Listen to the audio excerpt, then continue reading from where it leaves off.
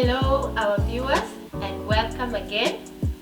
This is WellnessHaven by Julie, your safe space for healing. Follow our page and our YouTube channel and subscribe. And thank you so much for taking your time to join us every time we have these inspiring shows where we discuss issues that are affecting our lives.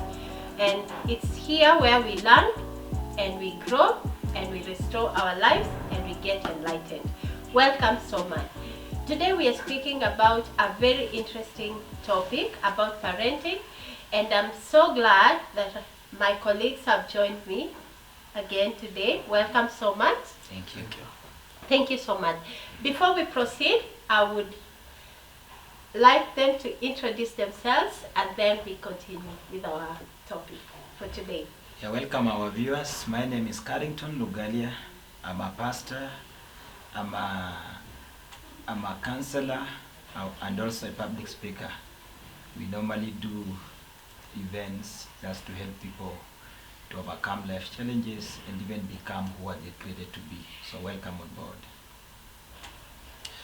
Thank you to all our viewers. I'm Cleopas Kirago, and yes, I'm a pastor, I'm a father, and I'm a counselor as well. Yeah, we are here to share this great topic, and I know all of us are going to be blessed. Thank you. Thank you. Thank you so much, na karibuni. Thank you. Our viewers, together with our panelists, today we are going to speak about healing before parenting. And I'm so glad that all of us are parents. Yeah. So we have a few experiences that we can share together and together with our viewers on how we can heal before parenting. Sio kwa sababu sometimes wakati mwingine tuna parent kwa space ya uchungu, si kwa sababu we are bad parents, but it's because of the wounds that hatujapona. Yes. Kila mtu kwa sababu ya mapito ya maisha, maybe your upbringing, ama any other thing inaweza kutujeruhi. And when we become wounded, tunapata we are pushing and we are passing that on to our children. But when we are healthy as parents, we will find that we will not pass those wounds or our challenges and our bitterness to our children. I remember the other episode we had the other time about bitterness and healing. So if you can carry hiyo bitterness na uko na uchungu kwa maisha, wakati mwingine utapata unaipass on to your children. And you might wound your children.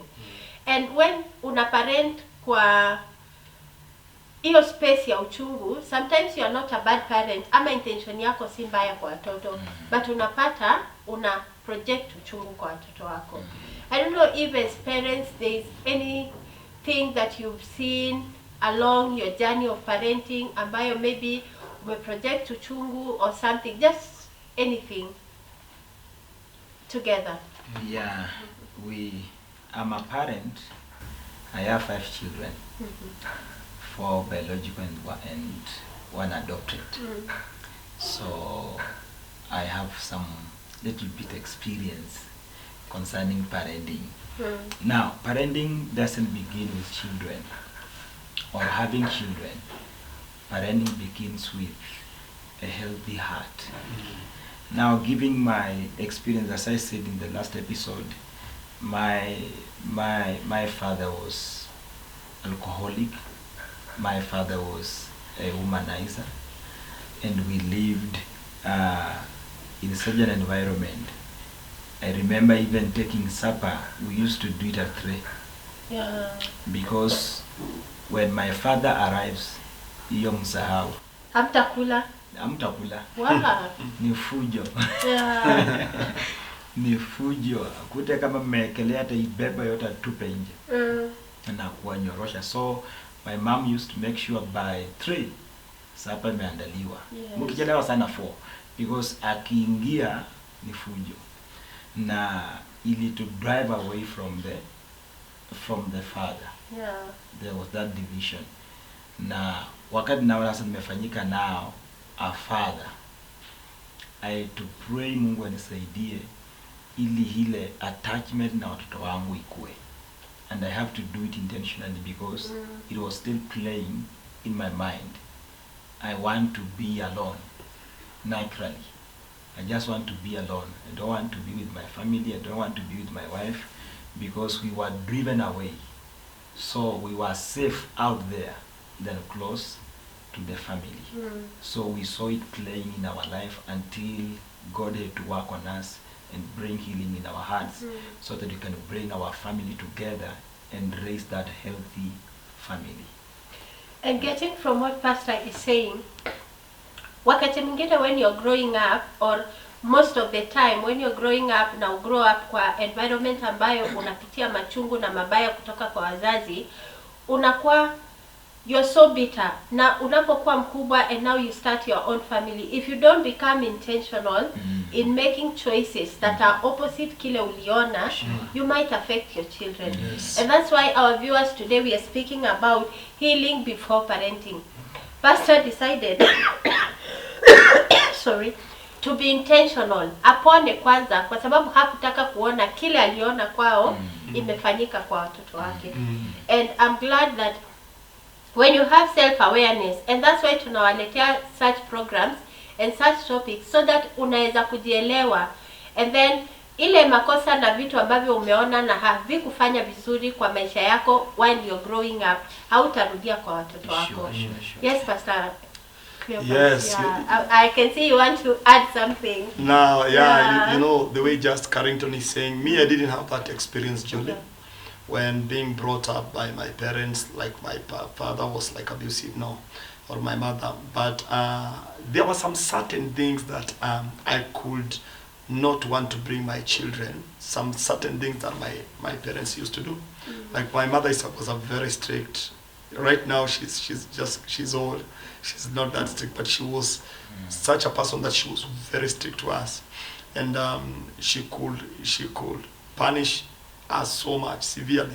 You know, like my sister, my elder sister, my eldest, and there was such a way that when I was a kid, it was a trauma.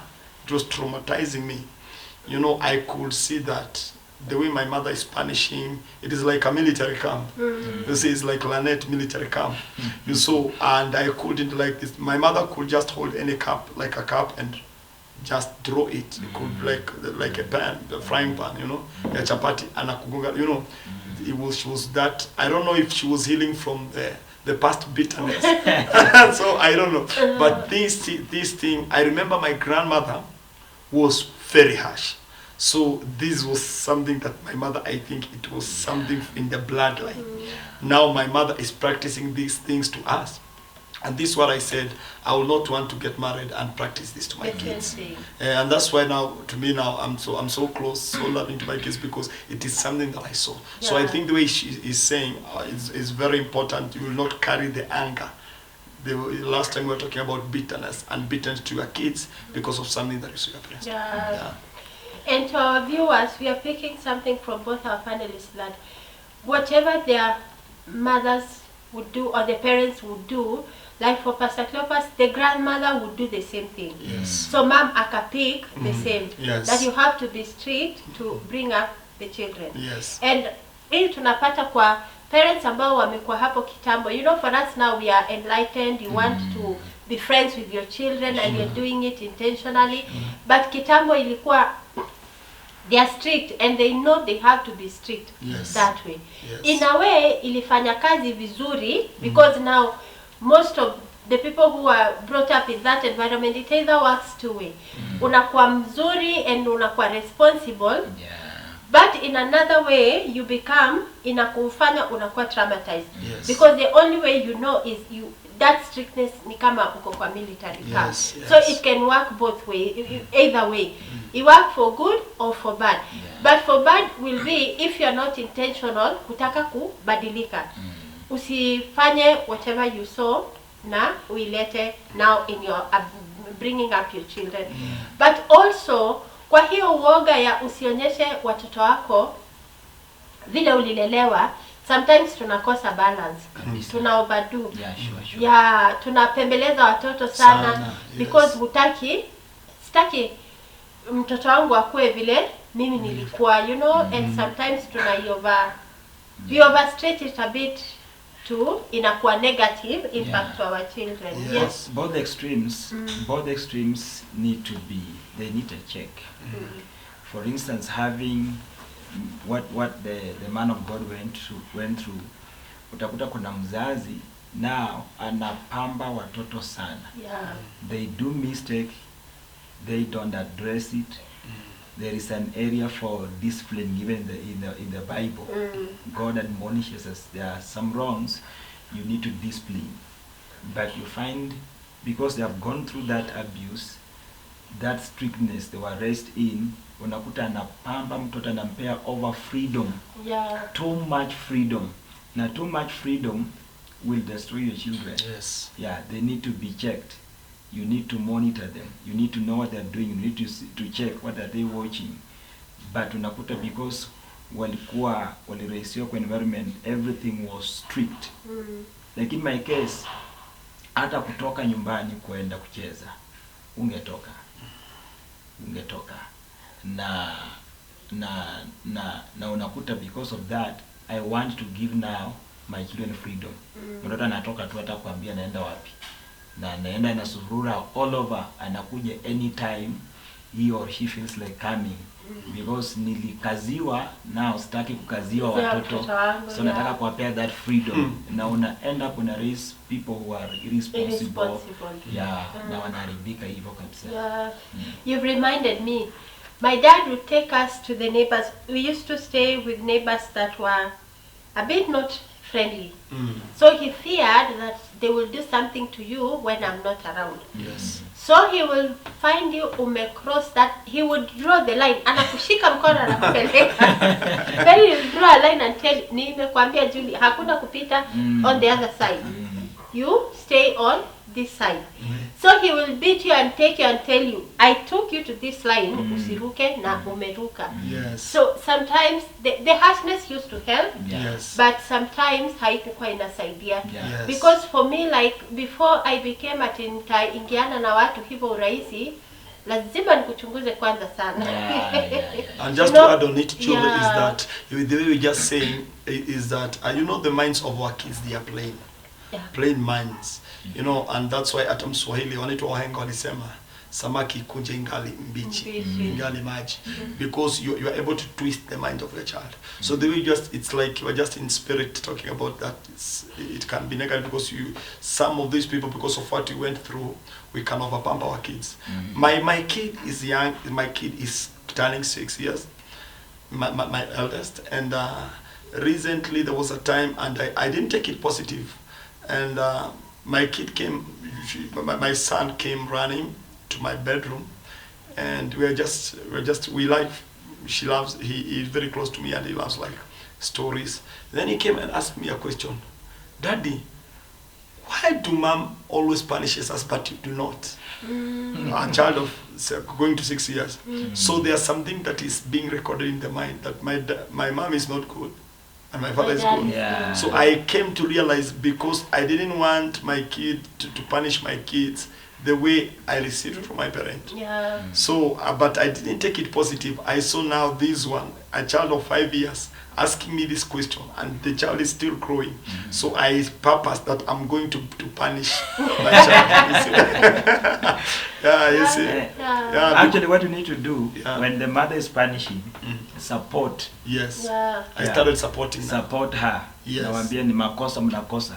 Si eti wakati anapunish, waacha kupunish watoto wao, waacha kuonea watoto. Sasa anaona huyu ni mzuri, huyu ni mbaya. Huyu ni mbaya. But wakiona hawa watu wako ligi moja, wanajua hii ni makosa. Yes. Na nastahili kupanishiwa. Yeah, that one will help, because most of the time us mothers we spend more time with our children than the fathers. So you'll find that in most cases the fathers wanakuja time kidogo sana na watoto. So you might not even pick wanafanya makosa gani. Then our children are so good, when the dads are there, wana behave so well. So well that utajua alikuwa amefanya anything. And they're even good to tell mom usiambie dad tulikuwa tumefanya nini? Tumefanya makosa ama we had any issues. So they might see like dad has not punished me for a whole year and mom has punished me like 50. So unaona inaleta that thing. But when we balance it and we do the way Pastor Lugane is saying that when you're being punished, you say, like kitambo ungeambiwa nitaambia baba yako, you would change ama upembeleze mazee sana. So that asiseme. But nowadays, now you find that badilika. So the kids will feel, hey, dad what? Punish, dad ndio mzuri.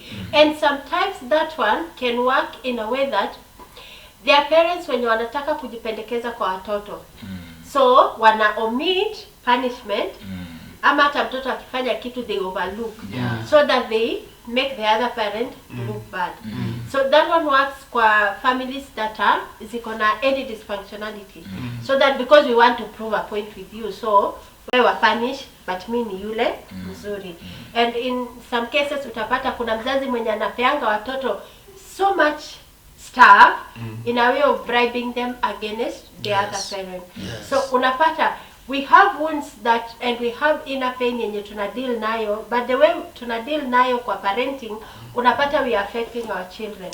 Yeah, because if I'm the one mwenye nitapatia watoto wangu so many gifts and you're giving them leeway of kila kitu wanataka and the other one is strict, they grow up knowing that ule mzazi mwingine si mzuri, the other one is good.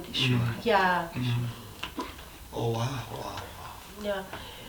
There are things that huwa inafanya tukue wounded before we become parents. Zingine ni kama hizo tunaongea kuhusu, tumezipata from our own upbringing. And there are others that happen along the way.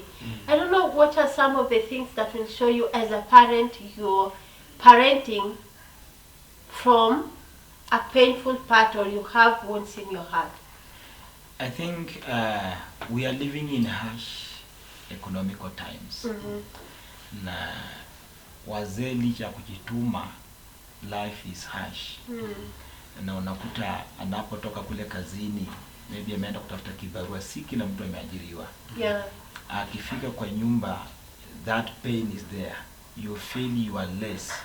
You are not really stepping up as a father. Na unakuta huyu mtu, it is affecting him mentally. The life challenges he's going through. Yes, he's trying. He's not lazy. He's trying to work hard to make the ends meet, but things are tough. So unakuta those challenges are affecting him. Na anapofika in a family now, between the relationship and the children, inamwadhiri. Mtoto anakuja ili kumuuliza kitu just in a humble way, innocently, but the response, because of what is undergoing through in life generally.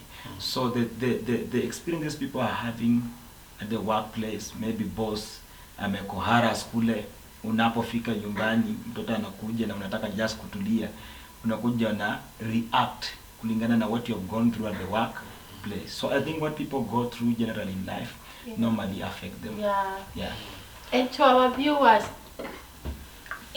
no matter what you're going through in life, maisha si kila siku itakuwa iko sawa, but let us be intentional to project hiyo kwa watoto wetu, because sometimes the kids, the only safe space na safe place wanajua is that hug wanapata from the parent.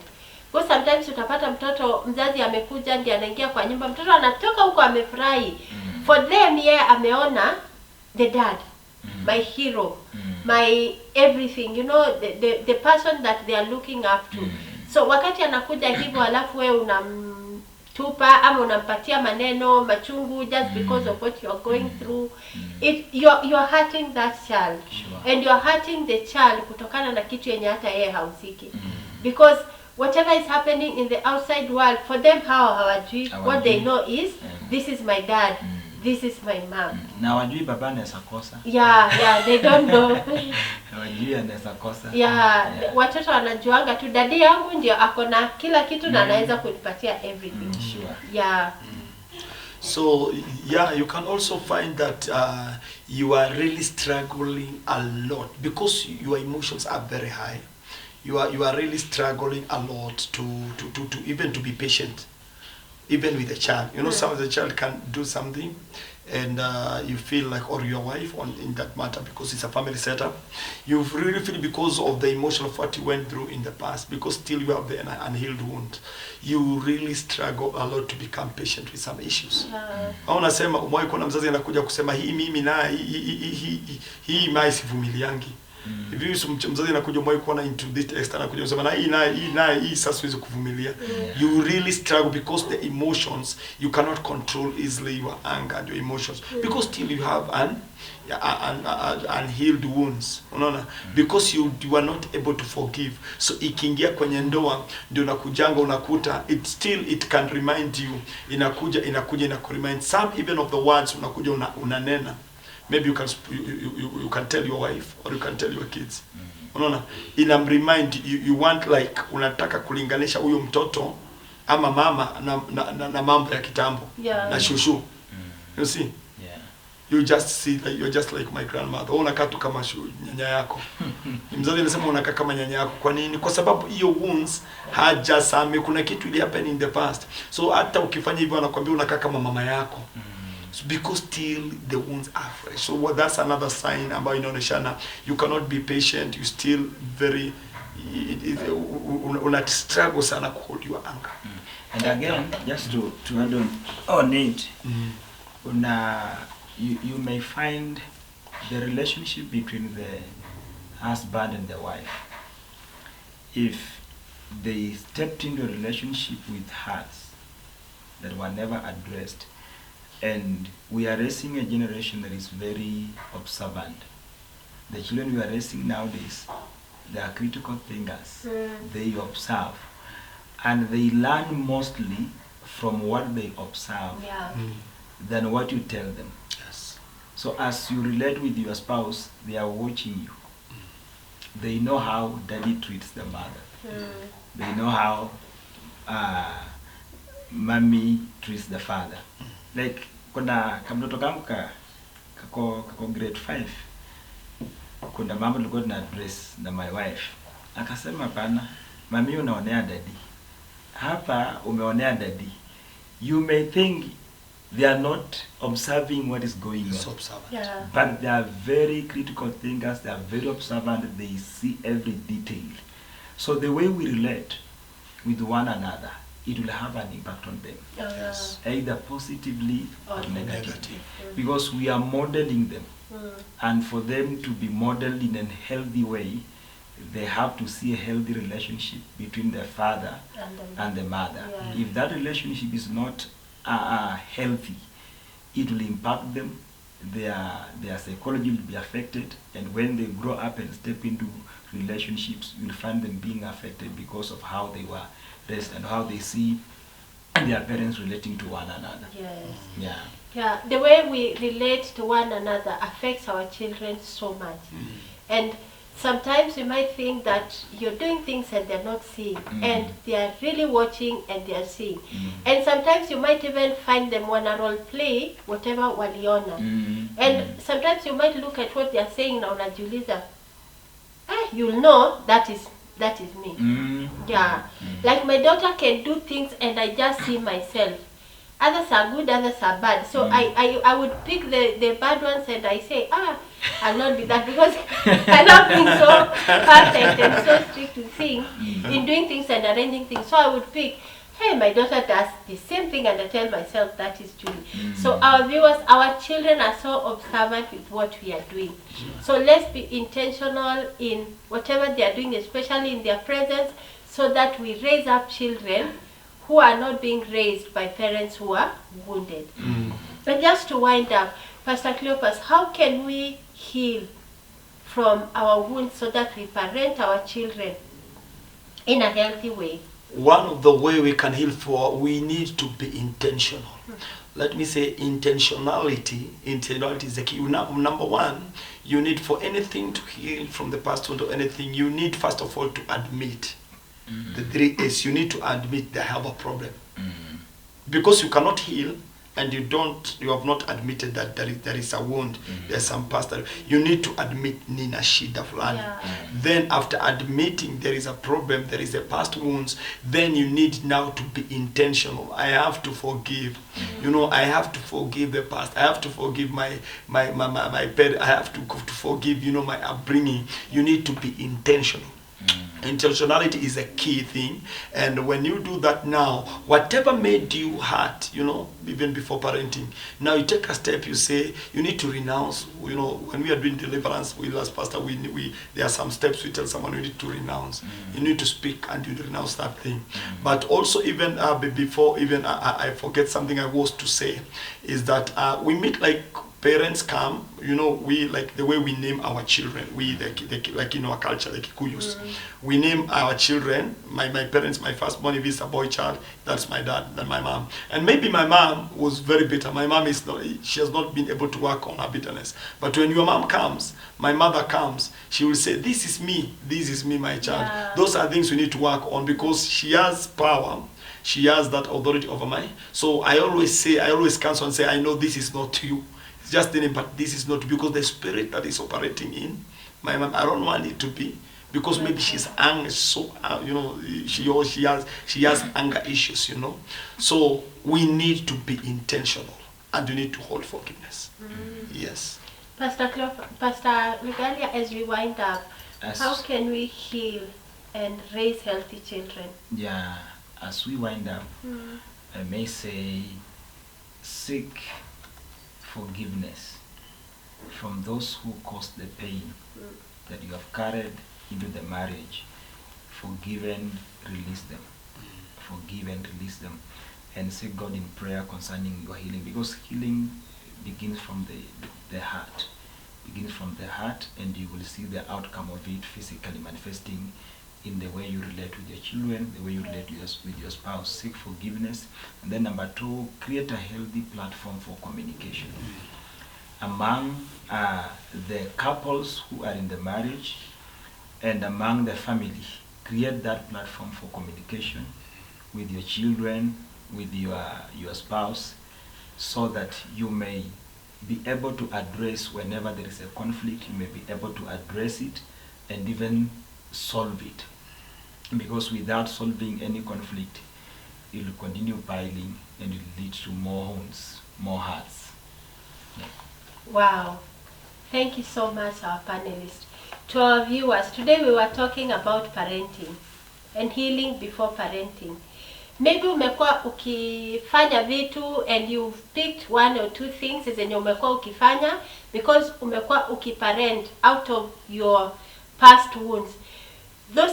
Whatever you went through does not dictate how your future is going to be.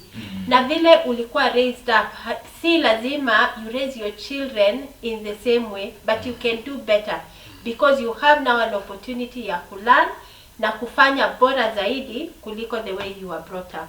Thank you so much for joining us today again together with our panelists. Thank you so much. This is WellnessHaven, your safe space for healing. Until next time, please subscribe and follow our page WellnessHaven by Julie. Thank you and God bless you.